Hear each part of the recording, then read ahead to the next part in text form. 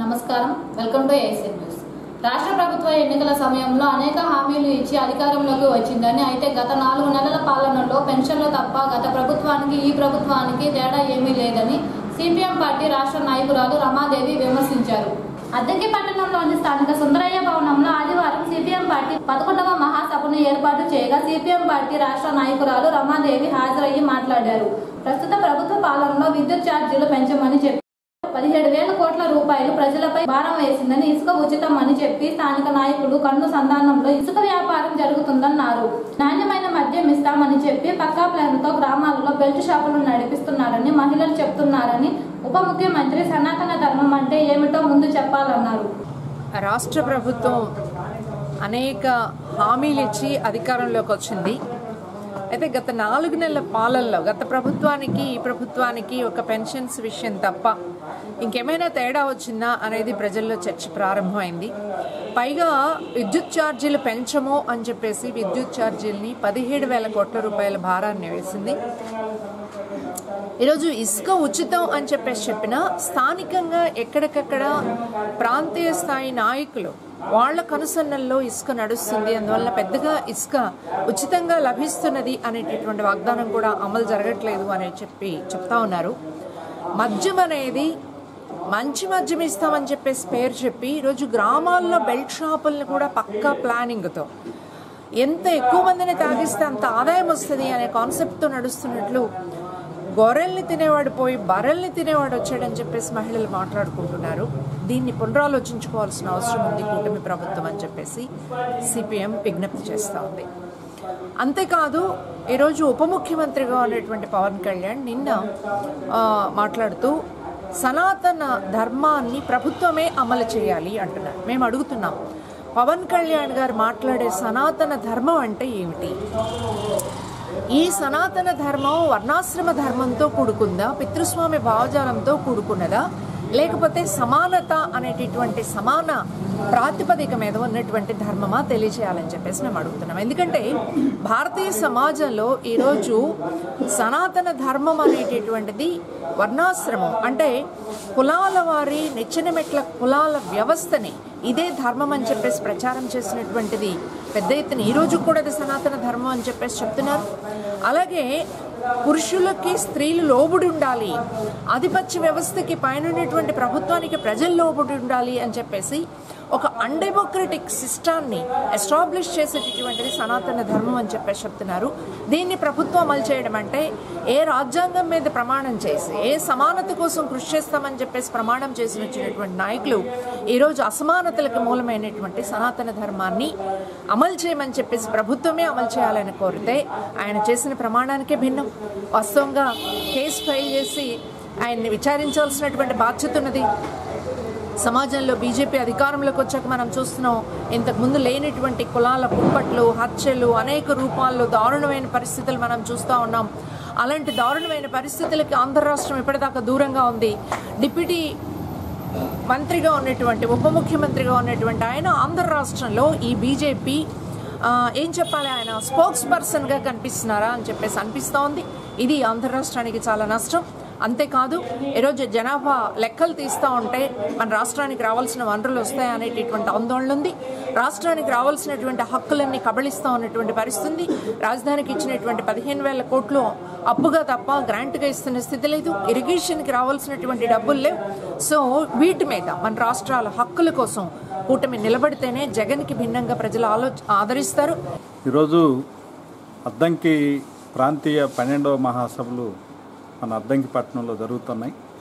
ఈ మహాసభల్లో ప్రధానంగా అద్దంకి పట్టణం, అద్దంకి ప్రాంతంలో ఉండేటువంటి సమస్యల మీద చర్చించి రాబోయే రోజుల్లో సిపిఎం పార్టీ ఆ సమస్యల పరిష్కారం కోసం కృషి చేస్తుంది. ప్రధానంగా మన పట్టణంలో ట్రాఫిక్ సమస్య విపరీతంగా ఉంది. బైపాస్ నిర్మించాల్సినటువంటి అవసరం ఉంది. గతంలో అనేక ప్రతిపాదనలు వచ్చి కూడా ఇక్కడ ఉండేటువంటి పాలకుల నిర్లక్ష్యం ఫలితంగా బైపాస్ లేకుండా ఈరోజు అద్దంకి ప్రజలు ట్రాఫిక్ చక్రబంధంలో చిక్కుకుపోయి ప్రాణాలు అరిచేతుల్లో పెట్టుకొని ప్రయాణాలు చేస్తున్నారు. అట్లానే భవనాసి రిజర్వాయర్ 80% పూర్తయింది. కొద్దిపాటి భూసేకరణ కోసం 10 సంవత్సరాలకు పైగా ఈరోజు ప్రాజెక్టు పూర్తిగా అన్నటువంటి పరిస్థితి కూడా ఉంది. అద్దంకికి సమగ్ర రక్షిత మంచినీటి పథకం కోసం ఇప్పుడు మంత్రిగా ఉండేటువంటి గొట్టిపాటి రవికుమార్ గారు గతంలో శంకుస్థాపన చేశాడు. డబ్బులు అలాట్ అయినాయి చెప్పాడు. కొంతమేరకు పనులు కూడా జరిగినాయి. దాన్ని పూర్తి చేసి అద్దంకి పట్టణ ప్రజానీకానికి రక్షిత మంచినీరు ఇవ్వాల్సినటువంటి అవసరం ఉంది. అట్లనే గ్రామీణ ప్రాంతంలో సాగర్కి చివరి భూములుగా ఉండేటువంటి భూములకి నీళ్లు అందట్లేదు. అట్లనే సంతమాగులూరు, బల్లికొరవ ఈ ప్రాంతాల్లో గ్రానైట్ గనులు ఉన్నాయి, ఫ్యాక్టరీలు ఉన్నాయి. అందుట్లో పనిచేసేటువంటి కార్మికులకి రక్షణ కల్పించాలి. అట్లనే ఆ పరిశ్రమను కూడా కాపాడటానికి అవసరమైనటువంటి చర్యలు ప్రభుత్వం వైపు నుంచి తీసుకోవాలి. ఇట్లా ఈ అనేక అంశాల మీద ఈ మహాసభల్లో చర్చించబోతున్నాం. రాబోయేటువంటి రోజుల్లో ఈ మహాసభలు చేసినటువంటి తీర్మానాల ఆధారంగా సిపిఎం పార్టీ ఈ ప్రాంత సమగ్ర అభివృద్ధి కోసం కృషి చేస్తుందని చెప్పేసి ఈ సందర్భంగా తెలియజేస్తుంది. అద్దంకి మండలం అభివృద్ధి కోసం ప్రజాప్రతినిధులు, అధికారులు సమన్వయంతో పనిచేయాలని, గ్రామాలలో ఎలాంటి సమస్యలు ఉన్నా పరిష్కరించే విధంగా అధికారులు చూడాలని అద్దంకి మండల పరిషత్ అభివృద్ధి అధికారి సింగయ్య అన్నారు. అద్దంకి మండల పరిషత్ కార్యాలయంలో ఆదివారం ఎంపీపీ అధ్యక్షతన సాధారణ సమావేశం ఏర్పాటు చేయగా ఎంపీడీఓ సింగయ్యతో పాటు వివిధ శాఖల అధికారులు, సర్పంచులు, ఎంపీటీసీ సభ్యులు హాజరయ్యారు. ఈ సందర్భంగా ఎంపీడీఓ సింగయ్య మాట్లాడుతూ అద్దంకి మండలం అభివృద్ధికి అందరూ సహకరించాలని, ప్రస్తుత గ్రామాలలో సీజనల్ వ్యాధుల పట్ల ప్రజలందరూ అప్రమత్తంగా ఉండాలన్నారు. పంచాయతీ కార్యదర్శులు గ్రామాలలో శానిటేషన్ పనులు చేయిస్తున్నారని, లోపాలు ఉంటే గ్రామ సర్పంచులు ప్రజలు వారి దృష్టికి తీసుకుని రావాలన్నారు. సాధారణ సమావేశంలో వారి దృష్టికి వచ్చిన సమస్యలు పరిష్కరిస్తారన్నారు.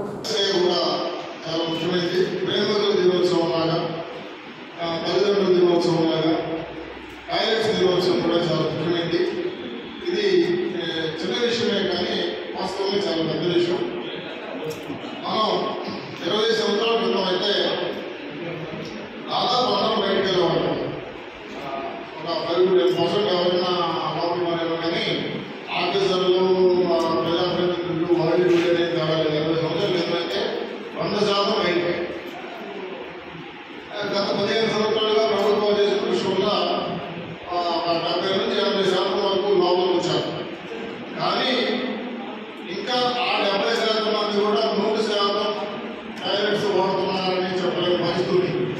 వాళ్ళు కూడా ఎవరు చూడటం లేదంటే ఎక్కడో దగ్గర గుడి చేసే కార్యక్రమం కూడా జరుగుతాం. ఎక్కడైనా చాటి కనిపిస్తే ఎవరు చూడటం లేదు అనుకుంటే ఈ 70-80% కూడా కొంతమంది బయటకు వెళ్తున్నారు. అంటే ఉద్దేశం పంపిణీ చేస్తున్నాము, డొనేషన్ చేస్తున్నాము, ఇంకా ఆరోగ్య ప్లాంట్ పెట్టుకున్నాము, లేకపోతే ప్రైవేట్ ఆరోగ్య ప్లాంట్ వాటర్ వస్తువులు బాగున్నాము, కొన్ని అడ్వాన్స్ ఇవ్వము. చాలా వరకు వ్యాధులు కూడా తగ్గాయి. ఇంకా మనం డ్రింకింగ్ వాటర్ సంబంధించి అడ్వాన్స్ ఇవ్వాల్సిందే. మరొకటి డబ్బులు సఫిషియెంట్గా ఉంటుంది. అదే సరిగ్గా కాస్ట్పోర్ట్ కాదు, అదే కొద్ది కాస్ట్పోర్ట్ కాదు, సుమారు కూడా చేయొచ్చు. సో దాన్ని కొంచెం ప్రాపర్గానే వాచ్ చేయాలి. డ్రింకింగ్ వాటర్ ఇష్యూలో మనం కొంచెం గట్టిగానే అభివృద్ధి చేయొచ్చు. తర్వాత శానిటేషన్ ఇష్యూస్ కూడా డాక్టర్ రిక్వెస్ట్ ఏంటంటే if you form any very serious issues will take care of the issue on sanitation, because sanitation is a very big subject. పెద్ద సబ్జెక్ట్. సపోజ్గా చెప్పినట్టుగా శానిటేషన్ని 100% సైంటిఫిక్గా ఆన్సర్ చేయడం కొంచెం కష్టమైన పని. ఉన్నంతలో పరిస్థితి చేయలేకపోకుండా మరింత ఇబ్బందికరమైన పరిస్థితి అలగకుండా ఏదైతే మనం తప్పనిసరిగా ప్రయత్నం చేద్దాం. అలాగే చెప్పి మనం దాన్ని నెగ్లెక్ట్ చేయాల్సిన అవసరం లేదు. దాని మీద కూడా మనం ప్రత్యేక శ్రద్ధ పెట్టి పనిచేస్తాం.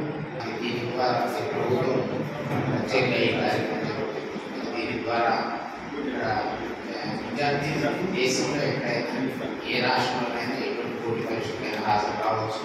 అలాగే ఏ ప్రతిష్టాత్మక విద్యా సంస్థల్లో ఉన్న అడ్మిషన్స్ కోసం కానీ ఎటువంటి ఇబ్బంది లేకుండా రాష్ట్ర ప్రభుత్వం మరి ఈ చర్య చేపట్టింది. ఇప్పటి వరకు 12,000 మందికి గాను 10,000 మందికి ఐడి జనరేట్ చేయడం కూడా జరిగింది. అయితే ఆధార్లో డేటా బర్తులు అవన్నీ కరెక్షన్ కోసం అంటే సరిగా లేనందువల్ల 80% మాత్రం జరిగింది. మిగతా 20% కూడా చేయడానికి గౌరవ కలెక్టర్ గారు డేటా బర్త్ సర్టిఫికేట్లో ఇష్యూ చేయని విద్యార్థులకి ఎటువంటి నోట్లు కూడా అవసరం లేకుండా, ఎటువంటి అఫిడవిట్ లేకుండా చేయమని చెప్పి ఆకర్షించున్నారు. అది కూడా త్వరలో పూర్తి చేయడం జరుగుతుంది.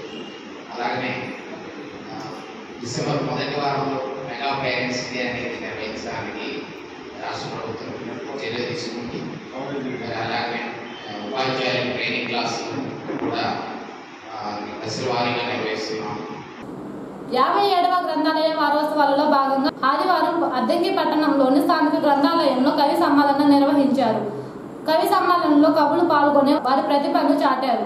ఈ సందర్భంగా గ్రంథపాలకుడు సుగుణరావు మాట్లాడుతూ 57వ గ్రంథాలయ వారోత్సవాలలో భాగంగా అద్దంకి గ్రంథాలయంలో 14వ తేదీ నుంచి వివిధ రకాల కార్యక్రమాలు నిర్వహిస్తున్నారని, గ్రంథాలయంలో ఎటువంటి కార్యక్రమాలు నిర్వహించినా కవులు, రచయితలు, పెద్దలు సహకరిస్తున్నారని సుగుణరావు చెప్పారు. అద్దంకి గ్రంథాలయంలో సుమారు 20,000కు పైగా పుస్తకాలు ఉన్నాయని, విద్యార్థులు, సీనియర్ సిటిజన్స్ ప్రతిరోజు గ్రంథాలయంకు వచ్చి పుస్తకాలు చదువుకోవాలన్నారు.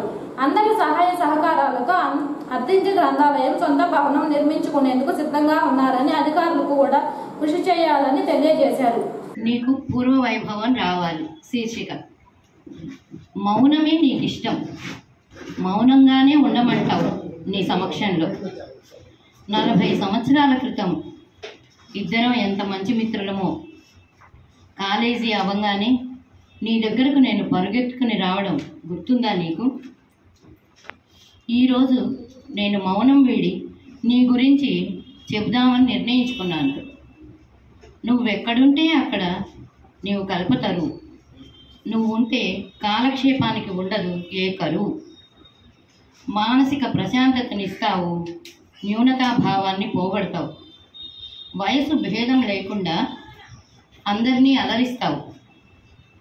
గాడిచెర్ల, వట్టికోట, కొమర్రాజు, వీరేంటి వారేంటి అందరినీ ఆకర్షించావు. రాజా రంగారావు, కాశీనాథుల వారిని కూడా వదలలేదు నువ్వు. అంత ఆకర్షణీయంగా ఉండేదానివి. ఇప్పుడు నీ ప్రభావం ఒకంత తగ్గింది కదూ. అందరిలో మేధస్సును ఎంతగానో పెంచుతావు. విజ్ఞాన జ్యోతులను వెలిగిస్తావు. మెదడుకు తగినంత మేతనిచ్చి చక్కగా పదును పెడతావు. అందరినీ అలరిస్తావు, హక్కును చేర్చుకుంటావు. మురిపిస్తావు, పరిసరాలను మరిపిస్తావు. నీవు లేని ఇళ్ళు, గుళ్ళు, దేవుళ్ళు లేని దేవాలయాల వంటివి కదా.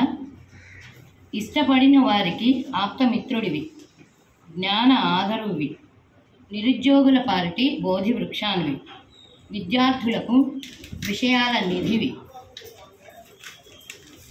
అన్ని వయసుల వారికి, వర్గాల వారికి, అన్ని వయసుల వర్గాల వారి హృదయాలను కొల్లగొట్టిన దొంగవు ఒకప్పుడు. చరవాణి పుణ్యమా అని కొంత డీలా పడిపోయావు. పూర్వం రాజులు కూడా దేవాలయాలతో పాటు నిన్ను ఆదరించేవారు కదూ. ప్రారంభం రోజు దాన్ని గ్రహించి మాస్టర్ గారు మాకు తప్పనిసరిగా ఈ మైకు ఇవ్వాలనుకుంటున్నా, అది బాగాలేదు, దాన్ని కొత్తది ఏర్పాటు చేస్తున్నాను. సరే మీ ఇష్టం సార్, చాలా సంతోషం అని చెప్పాను. అదేవిధంగా మన గ్రంథాలయానికి అనేకమైనటువంటి బహుమతులు అందజేస్తూ ఉన్నారు. వారందరికీ నా ధన్యవాదాలు. మరి బ్యాంక్ ఆఫ్ ఇండియా వాళ్ళు వాటర్ ప్యూరిఫైర్ ఇచ్చారు, అది 10,000 రూపాయలు. మరి ఇంకా ఫర్నిచర్ ఇస్తామని అన్నారు, కానీ నేను ఇంకా కొత్త బిల్డింగ్ అయినా తీసుకున్నాను. నేను ఇక్కడ ఫర్నిచర్ ఎక్కువ, అసలు లాటకు పోవటానికి వీలు కాకపోతే లారీకి ఎత్తి పంపించాను ఒంగోలు హెడ్ క్వార్టర్కి. ఒక లారీ కుర్చీలు, చెక్క కుర్చీలు, కొన్ని పరికరాలు, బల్లలు, రౌండ్ టేబుల్స్ అవన్నీ ఉన్నాయి. అంటే ఇక్కడ దాకా పెట్టేవాళ్ళు అన్నమాట. అట్లానే మరి మన దేవపాల మాస్టర్ గారు దగ్గర కొంత సాహిత్యం సంబంధించిన పుస్తకాలు ఉన్నాయి. మరి మంచి సృజనాత్మకమైన పుస్తకాలు ఉన్నాయి. అవి గ్రంథాలయానికి ఇవ్వాలనుకుంటున్నానంటే, సార్ మాకు అవి పెట్టుకోవటానికి స్థలం లేదు, అంటే ర్యాక్ లేదు, మూటలు కట్టి తీసుకెళ్ళి పెడతామంటే మీ ఇంట్లో ఉండవటే, మా దగ్గర ఉండవటే, వీలైతే ఒక ర్యాక్ కూడా ఇవ్వమని అడిగాను. సరే, అదేవిధంగా వారు ఒక ర్యాక్ను ఆ పుస్తకాలను మరి తెచ్చిచ్చారు. అట్లానే చంద్రబాబు మాస్టర్ గారు కూడా కొన్ని పుస్తకాలను నాకు తెచ్చివ్వడం జరిగింది. మరి ముఖ్యమైన విషయం ఏంటంటే, పేరు తెలీదు, మరి ఒక ఆయన వచ్చి ఇవన్నీ ఇచ్చినప్పుడు పేపర్లో చూస్తా, సార్ నేను గ్రంథాలయానికి కొంత డొనేట్ చేయాలనుకుంటున్నాను, ఏం అవసరం అవుతుందో చెప్పండి అన్నారు. సార్ నేనేం చేశానంటే, సార్ ఫర్నిచర్ అయితే ఉంది, ఫ్యాన్లు అన్నీ తెచ్చి నేను బిగించుకున్నాను, లైట్లు బిగించుకున్నాను, మీకు అవకాశం ఉంటే కొన్ని నవల్స్ ఇవ్వండి సార్ కొత్తవి అని చెప్పాను. నేనేం ఊహించానంటే ఒక 30-40 ఎత్తు అనుకుంటే 50 కొత్త నవల్స్ ఇస్తాడేమని అనుకున్నాం. ఆయన ఒక లారీ తీసుకొని, మినీ లారీ, 4 వీలర్ లారీ తీసుకొని రాజమండ్రి నుంచి ఆ ప్యాకింగ్ తోటి తీసుకొచ్చాడు. ఈ టైంలో నేను ఏడే కూర్చొని ఆయన దించుతున్నాడు. ఎంతో వచ్చింది కావాలని నేను బయటికి వెళ్ళాను. ఆయన ఆ ప్యాకెట్లు దించుతూ ఉన్నాడు. ఏంటి సార్, ఆ మనిషిని కూడా గుర్తుపట్టలేపా. ఏంటి సార్ అంటే మన బుక్స్ చెప్పారు కదా అన్నారు. అవి 300 పుస్తకాలు, నవల్స్, కొత్త నవల్స్ అనమాట. గుంటూరు లైఫ్ హాస్పిటల్లో గుండెకు సంబంధించిన అన్ని రకాల వ్యాధులకు అతి తక్కువ ధరలో వైద్య పరీక్షలు అందిస్తున్నారని, అద్దెంకిలో ఉన్న ఆర్ఎంపీ, పిఎంపీలు సహకరించి కేసులు పంపించాలని ప్రముఖ గుండె వైద్య నిపుణులు డాక్టర్ కనకరాజు అన్నారు. అద్దెంకి పట్టణంలోని ముస్లింల షాదీఖానాలో ఆదివారం గుంటూరు లైఫ్ హాస్పిటల్ వారి ఆధ్వర్యంలో అద్దెంకిలో ఉన్న ఆర్ఎంపీ, పిఎంపీ వైద్యులతో అవగాహన సదస్సును ఏర్పాటు చేయగా డాక్టర్ కనకరాజు హాజరయ్యి మాట్లాడారు. లైఫ్ హాస్పిటల్లో గుండె వ్యాధులకు సంబంధించి మంచి వైద్యం అందిస్తున్నారని, ఈ విషయాన్ని గమనించి అద్దెంకి నుంచి ఎక్కువ మంది పేషెంట్లను పంపించేలా చూడాలన్నారు. ఈసీజీ, ఇతర పరీక్షల్లో, మందుల్లో అద్దెంకి వాసులకు రాయితీ ఇచ్చే విధంగా చేస్తారని డాక్టర్ కనకరాజు పేర్కొన్నారు. సో గుండె మరియు సర్జరీ విభాగాలే కాకుండా orthopaedic surgeon doctor Rajasekhar Reddy గారు ఉన్నారు. ఆయన నీ రీప్లేస్మెంట్ అత్యంత అందుబాటులో చేస్తూ ఉన్నారు. ఆయన మన దగ్గర ఉన్నారు. సర్జరీస్ కూడా చాలా బాగా, ట్రామా సర్జరీస్ కూడా ఆయన చాలా బాగా చేస్తూ ఉన్నారు. ఇది ఒకటే కాకుండా మనకి జనరల్ సర్జన్ వంశీ కృష్ణ గారు ఉన్నారు. ఆయన జనరల్ సర్జరీస్ అన్ని చాలా అందుబాటులో చేస్తూ ఉన్నారు. చాలా స్కిడ్ సర్జన్, ఆయన చాలా కాస్మెటిక్గా కూడా రిజల్ట్స్ చాలా బాగుంటాయి. ఈ మూవ్స్కి ఇది కూడా చాలా బాగుంటాయి. సో ఆయన కూడా మన హాస్పిటల్లో అవైలబుల్గా ఉన్నారు. ఇది ఒకటే కాకుండా జనరల్ మెడిసిన్ విభాగంలో మనకు అత్యంత ఆధునికమైన ఐసీయూ ఉంది. ఈ ఐసీయూ ఏంటంటే మన థియేటర్లోనే కాకుండా ఐసీయూలో కూడా ఎయిర్ హ్యాండ్లింగ్ యూనిట్, అంటే ఇన్ఫెక్షన్ ఏమాత్రం రాకుండా మన పేషెంట్ పీల్చి వదిలేసింది కాదు, వేరే వాడు పెంచకుండా లాగేస్తారు. దాని air handling unit laminar theatres అంటారు. అలాంటి లామినార్ థియేటర్స్, ఎయిర్ హ్యాండ్లింగ్ పరికరాలు ఐసీయూలో ఉన్న ఏకైక ఐసీయూ గుంటూరు కొత్తపేటలో మన ఐసీయూ. సో పేషెంట్స్కి వేరే వాళ్ళ వల్ల ఈ హాస్పిటల్కి వెళ్తే కొత్తగా ఇన్ఫెక్షన్ వచ్చిందనే ప్రమాదం ఉంది. సో యాక్చువల్లీ ఇది ఒకటే కాకుండా ఆక్సిజన్ ప్లాంట్ కూడా ఉంది హాస్పిటల్లో. కోవిడ్ టైంలో ఆక్సిజన్ ప్లాంట్ కూడా పెట్టించడం అయింది. కాకపోతే మనకి ఇప్పుడు అవసరం పడలేదు, మామూలుగా చేసుకుంటాం. సో ఇలాంటి అత్యాధునిక సదుపాయాలన్నీ ఉన్నాయి మన దగ్గర.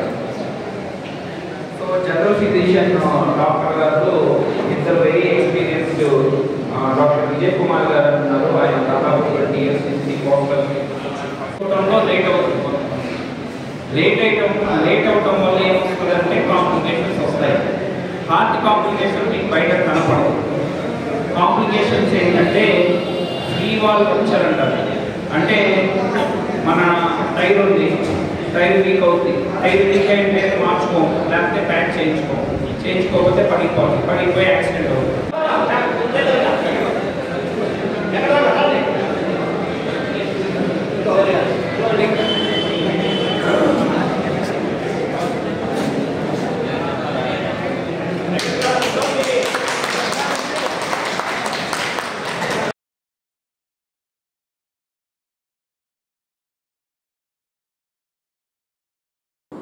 సింగరకొండలో ఉన్న వాసవి ఆర్యవైశ్య నిత్యాన్నదాన సత్రంలో ఆదివారం ఆర్యవైశ్య ఆత్మీయ సమ్మేళన కార్తీక వన సమారాధన కార్యక్రమం జరిగింది. ముందుగా శ్రీ రమ సత్యనారాయణ స్వామి వ్రతం, నాగేశ్వర స్వామి వారికి ఏకాదశ రుద్రాభిషేకము ఎంతో విశేషంగా నిర్వహించారు. తదుపరి హనుమాన్ చాలీసా పారాయణం జరిగింది. కార్యక్రమంలో అద్దెంకిలో ఉన్న ఆదివాసీ సోదరులు భారీ స్థాయిలో తరలి వచ్చారు. అనంతరం వనభోజన కార్యక్రమం చేశారు. కార్తీక మాసంలో వనభోజన కార్యక్రమం ప్రతి సంవత్సరం ఆర్యవైశ్య సంఘం తరఫున ఏర్పాటు చేస్తూ ఉంటారని, ఈ ఏడాది ఏర్పాటు చేసిన కార్యక్రమంలో అద్దెంకి నుంచి మహిళా భక్తులు ఎంతో విశేషంగా తరలి రావడం సంతోషంగా ఉందని కమిటీ సభ్యులు తెలియజేశారు.